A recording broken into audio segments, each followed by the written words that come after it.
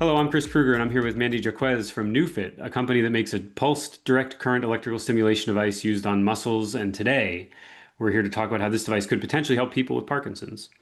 Before we get going, Mandy, can you tell our audience a little bit about yourself, how you came to work as a physical therapist, and what your background is in working with people living with Parkinson's and other neurological conditions?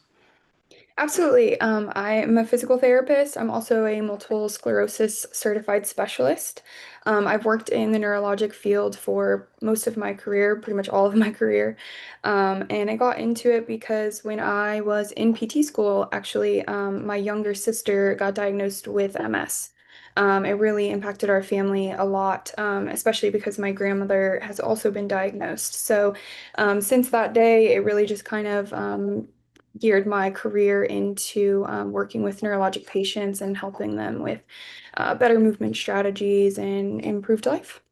Great. Well, I should say before we go too much further that I live with Parkinson's myself, and that may come up in the conversation. So, just for the audience's sake, I just want to make note of that. So, I'd like to start by going over a little bit of just an overview of how physical therapy can help people with Parkinson's. So, before we dive into talking about electrical stimulation and how that might help people with Parkinson's, can you just tell me a little bit about physical therapy for Parkinson's and what are the things that physical therapy can help people living with Parkinson's manage? Definitely. Parkinson's obviously is a disorder that affects movement in general in many different ways. So one of the ways is like with a tremor, which is something that we can help work on trying to improve the tremor or the way that it impacts movement strategies when reaching for things or just functionally in day-to-day life. It also impacts posture and postural control. So a lot of Parkinson's patients start to present with what we call a kyphotic posture or kind of a rounded back, rounded shoulders. So in physical therapy, we can help them learn to activate the muscles in the back, stretch the muscles in the front, improve postural control, controlling the deep muscles in the spine to get better posture. It also impacts movement in terms of walking and functional gait, things like that, because a lot of Parkinson's patients will walk slower or smaller. They have a difficult time lifting their feet when walking. So in physical therapy, we can help kind of show them different strategies or strengthening exercises in ways that they can improve their walking functionally out in the community. And then also, rigidity is a big thing in Parkinson's or tone, which is kind of the increased contraction within the muscles. The muscles get really tight and they're hard to move.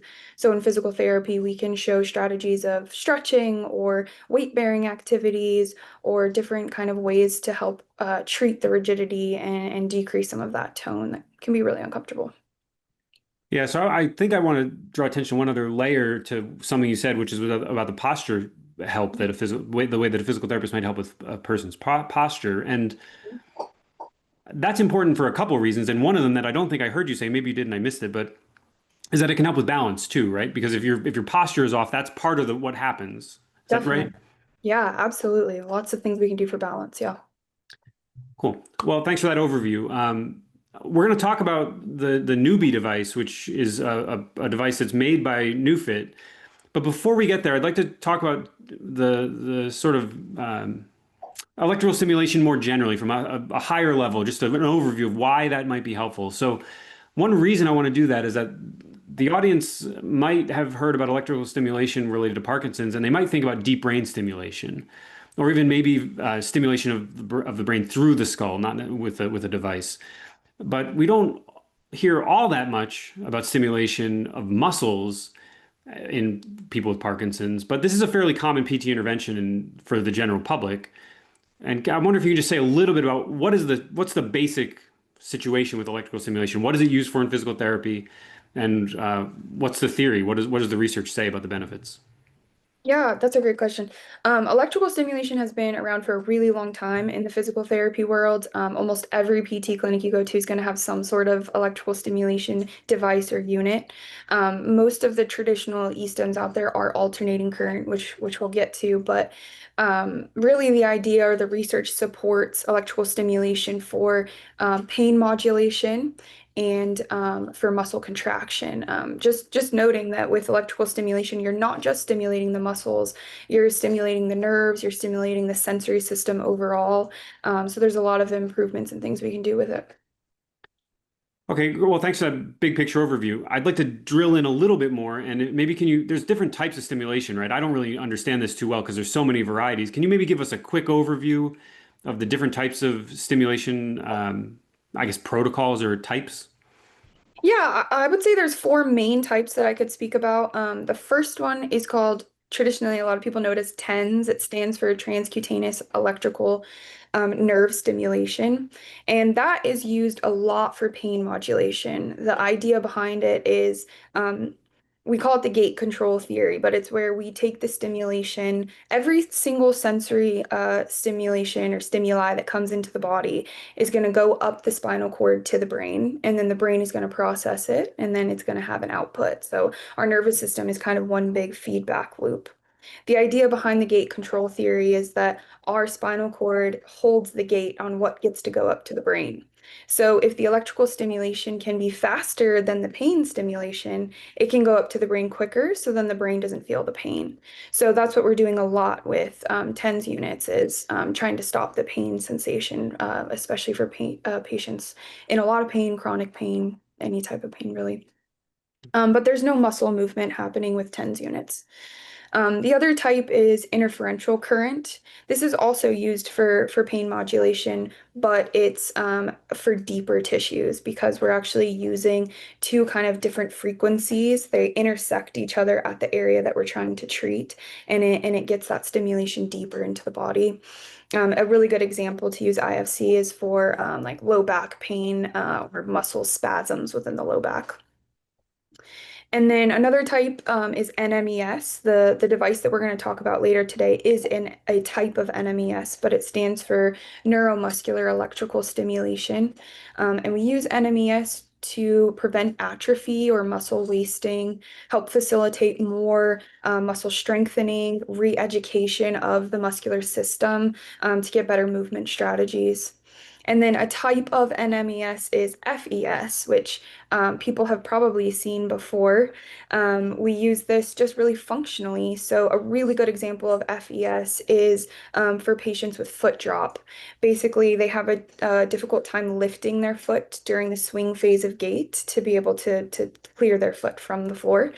And so we can use FES to contract the anterior tibialis or the shin muscle that brings the foot up during swing phase of gait, and then turn it off during stance phase so that the patient can get that muscle contraction that they want. Okay, so I want to just ask you to clarify the thing you just said about the I think you're talking about the push off phase, the swing phase, where if I'm pushing off of my toes, so to speak, in the forefoot, Yeah. that's where you're talking about, right? That's the swing phase. Yeah, swing phase is when anytime your leg is not on the ground, that would be swing phase. And then when it's on the ground, it's stance phase. So you already alluded to this, but I'd like to just sort of introduce the Neubie device by asking you to sort of describe um, the difference between alternating current and direct current, because I think that's a difference between, or a unique feature, or at least a distinct feature of the Neubie device, that it uses direct current, whereas most of the devices, or maybe all the devices you just described, all those are using alternating current. Is that right?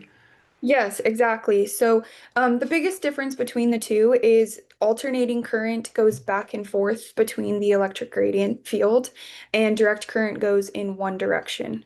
And that's really important. Going back to that feedback loop I talked about earlier, our nervous system runs in one direction. It's just one big loop. So we use direct current to really help facilitate nervous system function and kind of speak the brain's language. We're really talking to the body in a way that it understands and already accepts. With alternating current, because it's foreign to the body, it can cause a stress response, and it also can cause kind of what we call co-contractions within the muscles, or the muscles on both sides of the joint are contracting, and it creates a little bit of a lockout. So I don't know if you've ever been on alternating current E-stim, but if you turn it up really high, you get to a point where you literally can't move. But with direct current, we can bypass those co-contractions and get even more stimulation into the nervous system, which can be really impactful, especially for patients with neurologic conditions because they need more stimulation into their nervous system. Interesting. Yes, I have had that experience for a couple different instances where I got sort of the contraction was so intense that I was sort of stuck. It wasn't like being frozen while having Parkinson's in my experience, but it was I could not move nevertheless. It was quite a strange experience, especially in the context of the experience of freezing Yeah. um, that's associated with Parkinson's. So, as I understand it, there isn't a whole lot of research involving muscular stimulation in Parkinson's, although people do use it in treating people with Parkinson's, and for that matter, my physical therapist has used it for me before. Um, that said, um, I guess I'm wondering if you can talk about the research that has been done. I think there's a case study that Newfit has undertaken, and there's maybe some other research too. Is that right? Can you just tell us a little bit about what research there is? Yeah, it's really new, so I can't speak too much on it, but we're kind of in the preliminary work of a pilot study with 5 individuals with Parkinson's disease, looking at sleep quality. So, in order to describe this, I'm first going to talk about one of the treatment modalities we have with the Neubie device. It's called the Master Reset. It's a passive treatment that's used to use the Neubie device to facilitate the vagus nerve. It's the largest nerve in our body. It's in charge of parasympathetic activation of the nervous system, which is the body's ability to restore function, replenish. We call it the rest and digest part of the nervous system. So we use the Newbie, we put the pads kind of behind the neck, and we try to activate that vagus nerve to get the body into a parasympathetic state to improve just the patient's ability to recover overall and sleep. So with this study, we have 5 individuals with Parkinson's disease who do the master reset twice a week for 8 weeks for 20 minutes. And so far, like I said, we're still kind of in the preliminary part, but so far we've seen a lot of good results. We've seen increased REM sleep, which is really important for memory, brain development, and emotional processing. We've seen increased sleep efficiency, which is the percentage of time that you're actually in bed asleep. Most of us, myself included, get in bed and doom scroll for who knows how long. Um, and then we've also seen decreased fragmentation or interrupted sleep. So a lot more to come in terms of that study. We're really hoping to get that pilot study into a much bigger study, but so far really good results with that. Great. Yeah, thanks for sharing that. And is there a case study that you can describe a little bit for us too? Yeah, this case study is so exciting to me personally because it's actually, I wrote it. It's with a patient I worked with in our clinic. She was a 78-year-old, at the time she was 78, woman diagnosed with Parkinson's disease about 4 years prior. She demonstrated with a right hand tremor, stooped posture, decreased foot clearance in gait, which is walking, balance issues. She really used her husband most of the time to walk into the sessions at the beginning. Um, and so I worked with her for about 12 weeks. We really focused a lot on functional strengthening with the newbie. We put the pads a lot like on her back to improve posture, on her legs to help with foot clearance or just general strengthening. And after 12 weeks, we saw some really great results. One result that I'm excited about is what we call a tug test. It's an outcome measure we use a lot in physical therapy, especially neuro PT. It stands for the timed up and go test. And it's basically where the patient sits down, walks a distance, goes around a cone, and sits back down, and we time them. And the goal is for them to be around 10 seconds. Well, 10 seconds is like you're really good. You're independent. So when I first started working with this patient, her tug test was 22 seconds, which isn't a great score. It means she was pretty dependent. She was at risk for falls, and which we talked about. But after the 12 weeks, she got her tug test down to 10.3 seconds. So she went from essentially pretty dependent with walking and a fall risk to really independent with walking and felt a lot more comfortable decreasing the risk of falls. So it was really exciting. Yeah, that's a really remarkable result. Um, I see what you mean, though. You know, on the one hand, obviously that's a great result.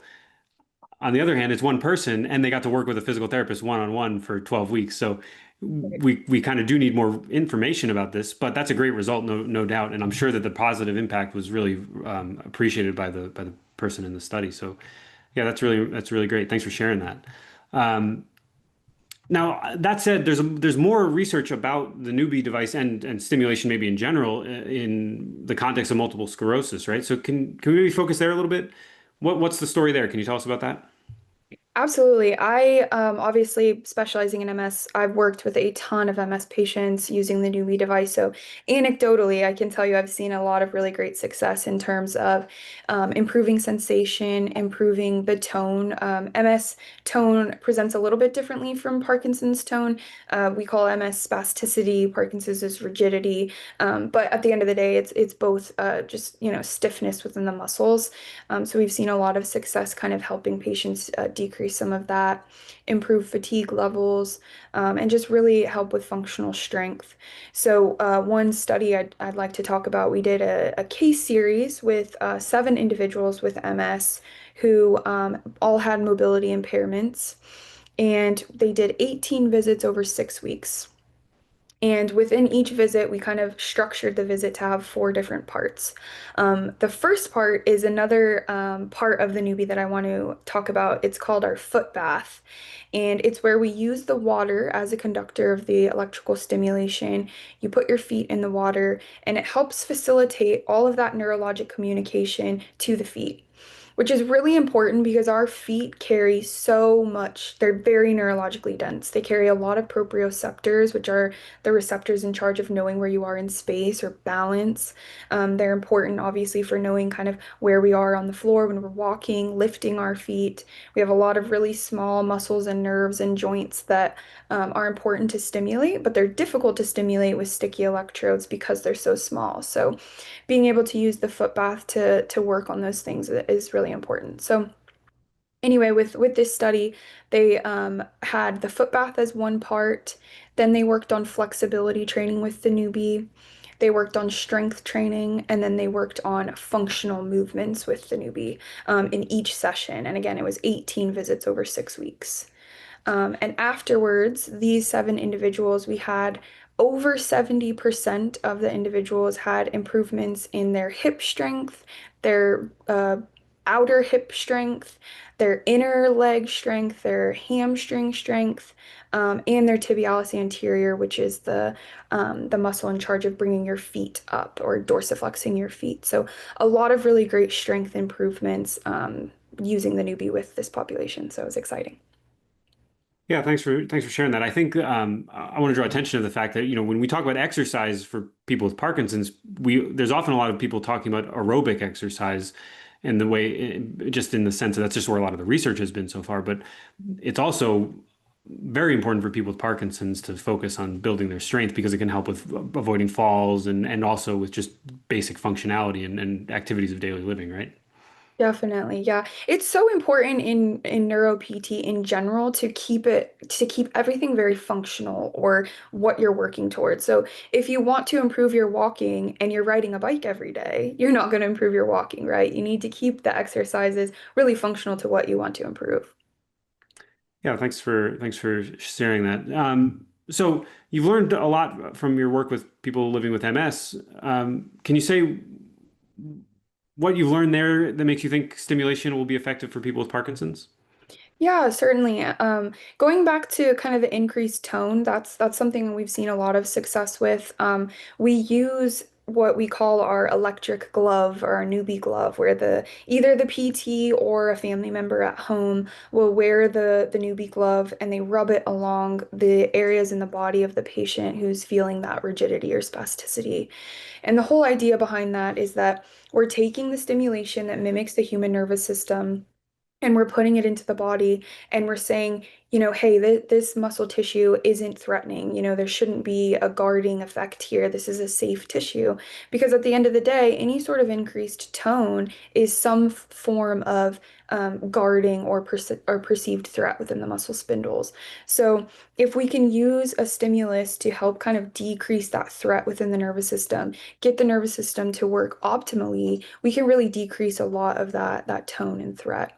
And that also transpires into working on functional movement as well. If we can put the stimulation on the specific muscles or parts of the body that are perceiving threat or aren't kind of listening to the inputs and get more inputs into the nervous system, we can hopefully transpire better outputs coming out. So can you say a little bit about how you think this will transfer to people with Parkinson's?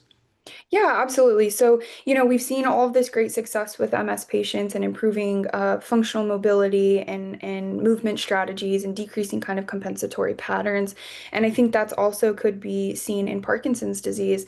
Obviously, the two disorders are not the same, and I'm in no way saying that they are, but they have similarities in terms of struggling with overall movement strategies. So I think with using the Neubie, getting that stimulus into the body that the brain already understands and accepts to help facilitate more neuroplastic changes while doing Parkinson's exercises, like big exercises, getting the patients to really focus on lifting their feet during walking and moving in bigger patterns. I think we can kind of talk to the nervous system in that way as well in this population. You mentioned the big motions, and I think what you're talking about is that I think that the electrical stimulation can help you get used to making those bigger motions is the hope, right? Is that the idea?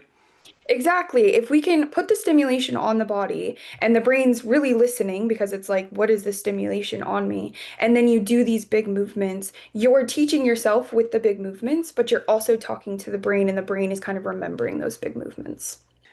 Well, thanks so much for your time and for sharing about the Newbie device and the hopes you have for it and how it'll help people living with Parkinson's. Maybe I think maybe to round out, what do you think you would recommend somebody do if they want to learn more about this, or if they what can they do to find somebody that might be able to help them with accessing the Newbie device in an office setting for physical therapy? Yeah, we have newbie certified providers all over the world, mostly in the US right now, but we do have some internationally. So our website is actually neu.fit, new.fit. And on that website, we have a map where you can find any of the newbie certified providers if there's one in your area. And then additionally, we have quarterly, we call them boot camps at our facility in Austin, Texas. We're hosting an MS and Parkinson's boot camp this October. And it's just a way for you to be able to work with our staff, really experience the Newbie device, how it can help you specifically with the physical therapist, and kind of get an idea of how the technology really could work. Yeah, great. Well, so the link will be here. You can also find some other links in the description that are relevant to the conversation we've had today. And yeah, I just want to say thanks for your time, and I really appreciate getting to learn a little bit about the Newbie device, and I'll look forward to hearing more about it as more research comes out. Absolutely. Thanks for having me.